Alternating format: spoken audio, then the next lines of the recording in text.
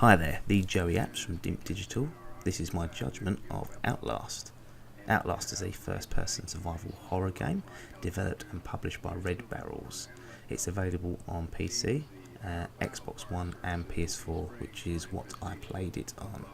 It's set in the Mount Massif Asylum, and you take the role of a journalist who received a tip-off from an employee there who says things aren't quite what they seem and there's some horrible shit going down. And when you arrive, you soon realise it's yourself, and you're in a battle to try and find the truth, but more importantly, just try and escape with your life.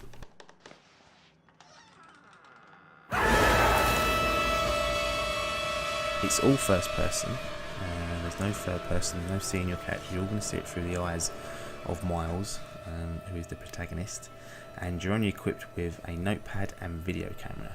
That is it. The camera records footage, but it also has a helpful night vision mode, which will allow you to see dark and unlit areas, which there's plenty of during your travels through the asylum. You've got to be quite careful though, because using the night vision drains the batteries on your camera, and you only have a limited number of batteries when you start, so you have to scavenge more throughout the environment. If you run out of batteries and you're in a dark area and you can't use night vision, you're fucked. You've got to go back and find some, or you're going to have to try and get through that without using the batteries themselves. A notepad's not really, you don't really see the notepad, it's just a way of keeping logs and keeping your documents, and we'll just sort of, you can read documents in there that you pick up and it will flesh out the story and just keep things ticking along. During your travels, you're going to encounter violent inmates who will attack and kill you. Hiding is the only option. Running away is also another option, but the key point is there is no combat in this game. So you can run and hide, and that creates a tense sort of cat and mouse type feel where you're never really quite safe, because at no point can you take the game into your own hands and think, fuck it, I'm taking this guy's head off. You can't. You've got no combat skills.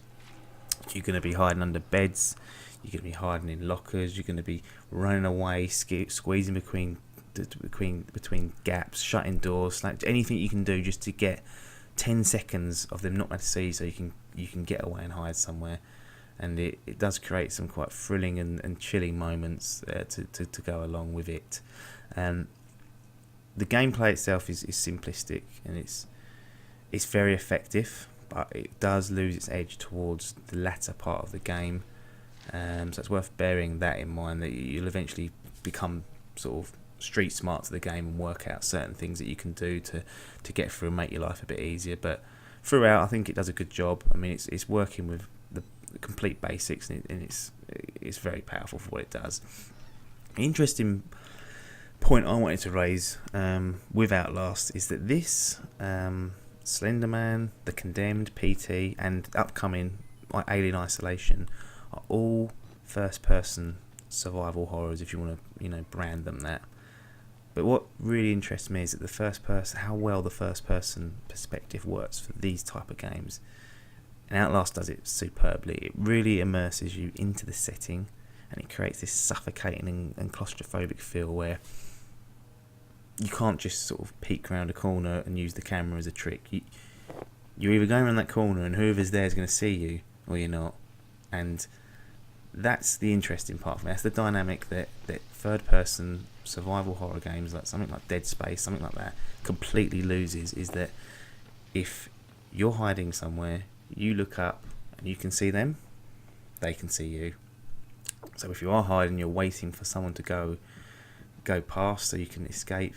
It just creates a little battle and a little bit more doubt, because you've got to be completely sure that when you poke your head out and move, that they ain't going to be there and seeing you. And Outlast does this very well, and I'm interested to see how Alien Isolation turns out, and how some more games can maybe incorporate and build on this. I mean, PT was one of the most terrifying things I've played, and if Silent Hills ends up being that all the way through, that's going to be a tricky game for me to get through. So I'm looking forward to see if they can sort of build on this. It's time for the official scorecard for Outlast. So overall, it is basic. It's so basic, actually. Basic gameplay. It's got basic graphics, basic story, basic setting. Nothing new, nothing there's no hook. There's no saying, well, this is what this game does that nothing else hasn't already done before. But what it delivers is very, very powerful, and it's true to what the intentions of the game are. And as gamers, I think we do get stuck and hung up on games doing a million different things, innovating. You're shooting, you're blowing shit up, you're unlocking crap. That isn't always needed. And Outlast shows that the most simplest and basic of ideas can produce some of the most powerful experiences. In this game is very, very chilling for what is essentially a hide and seek game. It does a great job with the music and the setting, and everything just works. It's reasonably short, as I said, and it might sort of lose its edge a little bit, but the experience you get overall is great.